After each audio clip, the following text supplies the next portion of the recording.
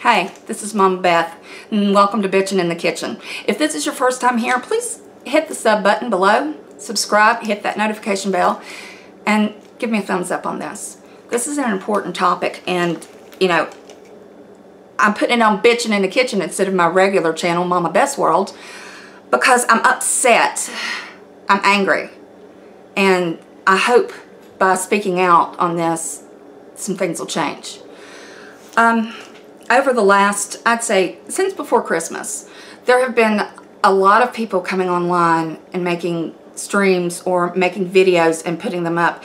And they're talking about depression, bullying getting to them, you know, that they've been bullied by members of the community. You know, I belong to a community of a lot of different channels who we all watch each other, we're friends, we support each other. But there's been a lot of bullying going on.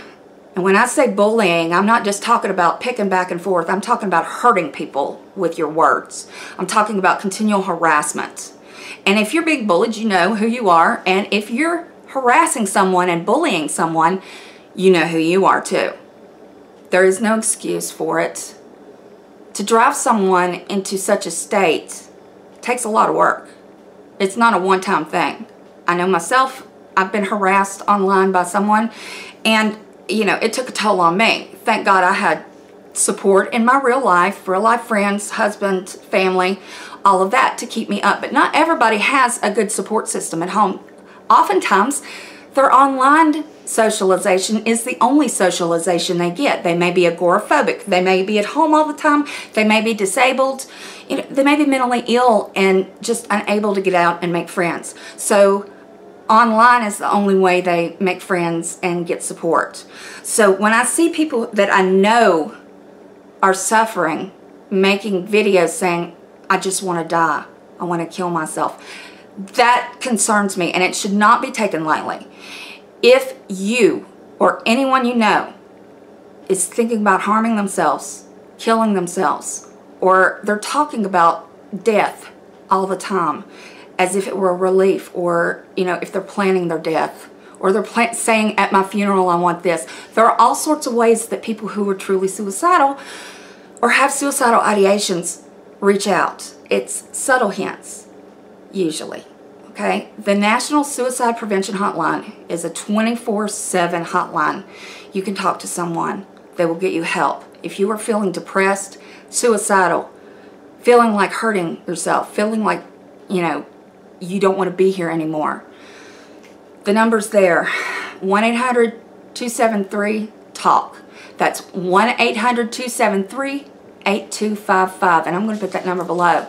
And I hope that you all share this video. I'm going to tell a couple of stories, personal stories. And I hope that you all watching will understand why this is so concerning to me. Not just as a therapist, but as a human being. I unfortunately, when I was 12, had a friend of mine commit suicide. She was 12 years old. She'd gotten herself into a situation. I don't want to go into it, but it was private, and I only knew because my mother ran the hospital. She was, you know, over the hospital, and when my friend was brought in, she was privy to all the details, and she told me. That was before HIPAA, but she told me to hopefully teach me a lesson and, you know, tell me how serious it was and what the cause was. Maybe she wanted me to have a little ease in my mind, because I was, like all my friends, we were bawling. I mean, when she did it at about 11 o'clock at night, she put a .357 Magnum to the back of her head, behind her ear. And she shot herself, and she didn't die immediately. Oh no, she was in massive pain. Her parents were upstairs asleep. She had told them she was doing her homework. And they, of course, hear the gunshot and they come running down. And she had used her father's gun, but she could have just as easily slit her wrists with a knife or a razor. I mean, there are more ways than you can think of to kill yourself. The point is, her parents had no clue, no indications. The day before, that day at school, she was fine. You know, we were laughing. I think I argued with her a little bit in the bathroom over something silly, but we were friends. You know, friends go back and forth, and, you know, we had all grown up together, the whole group of us. And to think that at 12 she thought that death was her only alternative is horrifying. And it didn't just affect all of her friends, but it affected her family, it affected the community. And back then they didn't bring in grief counselors and things like that. So we all pretty much suffered with it, and a lot of us still, you know, have a hard time talking about it. I do. And I wonder what she would have grown to look like, and, you know, if she looked like her sisters, or, you know, what she would have done for a living. And it's just heartbreaking. And it shouldn't have happened. We see people making the videos saying that they want to harm themselves. And you think, I'm sorry, that's my dogs. If you don't like dogs, then you're just going to have to get over it or watch another channel, because the dogs are always running around. Anyway, you know, I see people making videos saying that, you know, they're contemplating suicide. They're very depressed. There's been bullying going on, and there's been a lot of bullying happening in the community that I belong to. All the channels, we watch each other, and we're all friends, and we're very supportive. But wellness checks have been called on people because we care, you know. But I see that, and then a wellness check happens, and then all of a sudden the person is okay. They're not depressed anymore. They got, you know, they got taken care of, you know, but they didn't end up going to the hospital. Or in one case, a woman that has been online, you know, telling everyone that if they didn't call her or text her, they were going to hurt themselves. And when the wellness check came, it turned out that she was fine, living with family. Everything was okay, and she was angry that the police had been called. But what, as viewers, are we supposed to do when we see this? A couple of years ago, a young girl, she was a teenager, she literally got the rope out online while streaming. I mean, she streamed the whole thing. She gets a rope out, she gets the ladder, she climbs up the ladder and hangs the rope over the tree branch. All of this while live streaming, on Facebook. And I don't know how many people watched as she, you know, put the noose around her neck, tied it around her neck. It wasn't like a formal noose. Unfortunately, I saw the video afterwards. But nobody called a wellness check. If somebody had called the police when this started, you know, everybody was laughing and saying, do it, do it. You know, like it was some kind of a circus show or a crazy act. But she was serious. Somebody should have called the police and her parents. There were people watching, kids watching, who knew her. And they watched her die on live stream. And her parents had to see that. Her parents saw it afterwards. The police saw it. Everybody saw it. When I saw it, all I could do was cry. Because my daughter was about that same age. And, you know, I made sure I had a long talk with her about this, about suicide prevention and what to do if she ever felt that way. And what I'm saying is, talking about killing yourself is not a joke. It's not something to blackmail people with. It's not something to laugh about or even hint about. Because if you do, a wellness check should be made. Your family should be called. Because your life is worth more than just an online channel, a YouTube channel, or an Instagram channel. There are too many people that die every year from suicide. They die by their own hands because nobody paid attention, nobody reached out, they didn't give any indications. You know, most of the time they don't. You know, in my experience, the ones who have killed themselves that I know, friends of mine who I've lost, we had no idea. I had a friend, I gotta take a sip of water, I apologize, or Gatorade. I was in my mid-30s, and we were in an AOL chat room, and I went to the same chat room all the time, just like, you know, you all go to we go now to everybody's live streams that we like and that we watch. But back then, you know, you went to the AOL chat room and you got to know people. And these people were friends. These people were real life friends. These people that I knew from the chat room, we all met up like once a year. And my friend Troy was my best friend, and he were really close.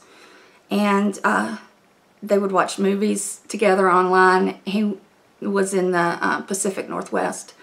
I won't say where. But we knew him well. We talked every day. Hours. You know, I'd be working on something on the computer, doing things, but the computer was always logged into that chat room. And, you know, throughout the day, we would talk. For years, we had done this. Okay, this wasn't someone that I had just been talking to and been friends with for like a month. And we talked on the phone, we talked in private chats, all of us together. Well, he had an alcohol problem, we knew that, and he had a drug problem previously, and he dealt with depression. He'd lost his job, he was going low on money, we were offering to send him money because we were friends. You do that when you're friends. You know, when somebody's in a bind and you know it, you offer. And he wouldn't take it. He would never take anything from us. But the last nights that he was on, he was talking kind of crazy. And when I say crazy, I mean not like himself. He would get angry, and then he would be joking the next minute, and then he'd be cussing somebody out. And it just wasn't his normal behavior. And the drunker he got, because he was drinking a lot, the drunker he got, the worse his typing became. You couldn't understand it. It was incoherent. And all of us were calling him on his telephone. He wasn't answering the phone. But we were talking to him on the computer in the chat room, and I kept saying, answer the phone. I just want to talk to you. Come on, let's calm down, and, you know, it's not going to be bad forever. You know, we were all offering him a place to stay. He could have come and lived with me. He could have lived with my best friend. All of us were offering those things. He's like, no, I'm fine. I'm going to be fine. And then he said he was going to go lay down, but he was tired. Now, we had been up all night long. I had stayed up all night because he was scaring me, and he wouldn't answer his phone.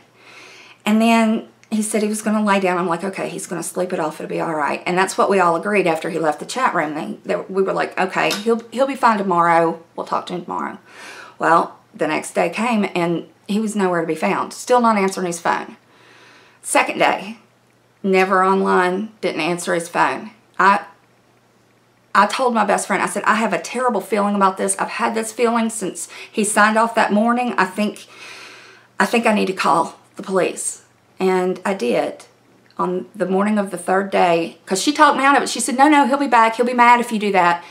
You know, because we thought, you know, granted, he'd be upset that the police showed up at his door, even though we had good intentions. Just like the people who have called in wellness checks on those talking about suicide. The people that got angry. You know, we thought he would get angry. Right? Third day, third morning, we hadn't heard from him. I said, I'm calling the police to do a wellness check. I can't stand this. I have to know if he's okay. They go to his apartment, and they had to get the landlord to open the door, and they found him in the bathroom. His watch was laid out on the sink. All of his pill bottles, because he was on different medications, were empty. All of them. And they had just been filled. They were all empty. And there he was, naked, on the floor of his own bathroom. He'd overdosed. And there are my dogs. Sorry. He had overdosed on his medications. And I don't know why they didn't make him throw up when he took them. Maybe he took them a little at a time, or I don't know. I don't even want to think about that part of it.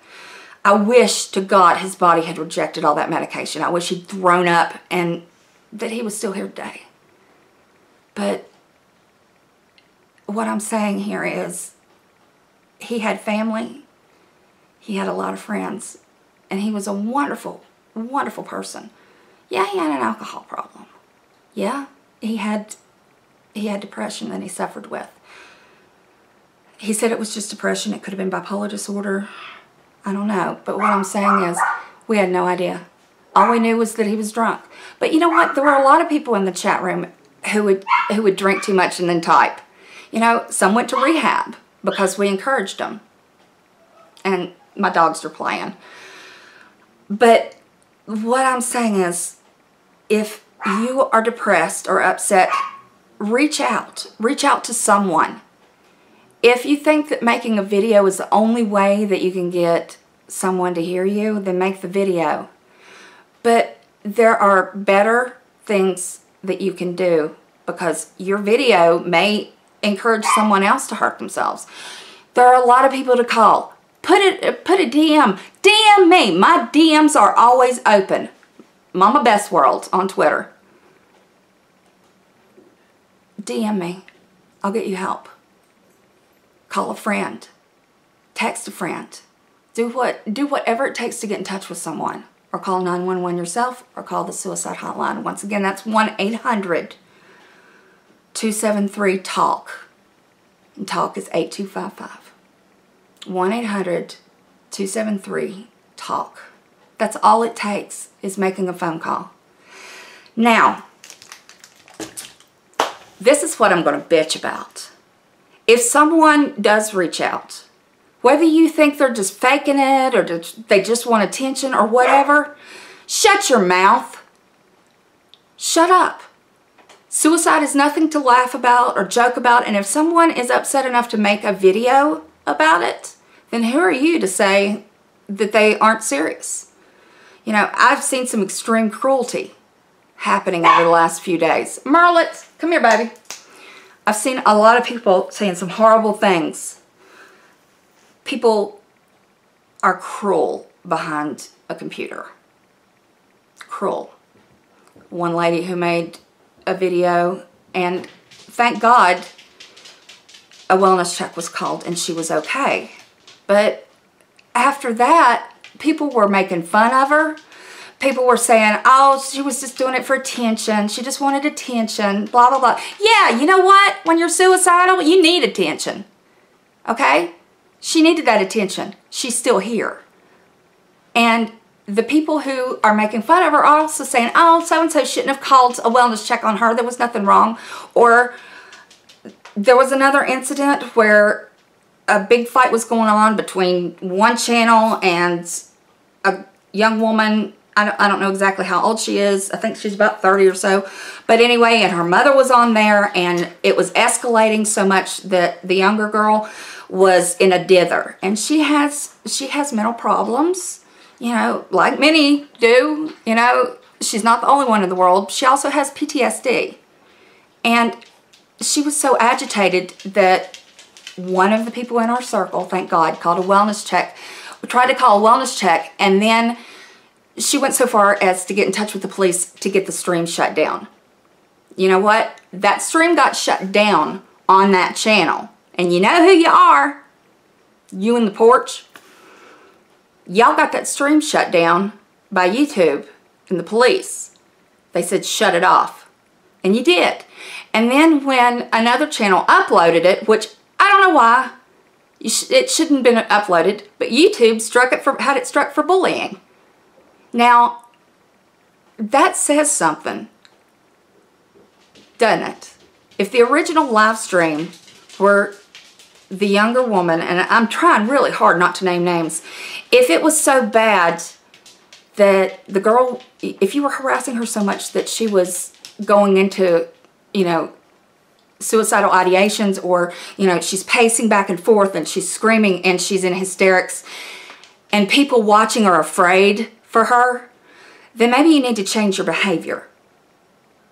Maybe you need to look at yourself and what you did to get this young woman, who everyone knows is normally sweet and kind. She has problems. I think it was from a bad surgery, but anyway, she does have emotional problems. And people picking on her and harassing her, and her mother on there trying to stop. There were mistakes made all around on that situation. The mother should have gotten the daughter to shut it off forcibly. I mean, if my daughter was behaving like that, and my daughter's 27, if she was behaving like that and was so upset by something online, by God, I'd jerk the router. I'd make it stop that way if I had to. That was one mistake. The mother should have taken charge. And she's a good mom. You know, I just think she didn't think quick enough in that situation. And the people who were doing the harassing on the porch, shame on you. And then making fun and lying like you have, that shows you're some really shitty people. I guess that's why your channel's named Shoot the Shit. Now, I think we all need to take a step back. Stop being so hateful to one another. Stop harassing one another. You know, I get in live streams and I say things, but I'm not trying to say anything that's going to make someone so upset that they're going to kill themselves or need help. I don't do that. I'll laugh and joke and tease, but if I thought it was going to really hurt someone's feelings, I wouldn't do it. And if I have ever said anything that would upset anyone that much, I apologize. Tell me who you are. Tell me what I said, and I'll be happy to apologize, because I never, ever want to make anyone feel like death is their only alternative. Let's straighten up. Let's start acting right. Let's stop being mean to each other. Stop the bullying. Stop the harassment. And once again, if you're depressed, if you're suicidal, if you're thinking about death, please, please reach out. Reach out to me. Reach out to a family member. Reach out to a friend. Reach out to the police. Call 911 or call the Suicide Prevention Hotline. Once again, it's 1-800-273-TALK. 1-800-273-8255. That's my bitching in the kitchen for today. Please. I love you. You love you. How about loving some other people too? Treat others as you want to be treated. And that's it. I'll talk to you later. Bye.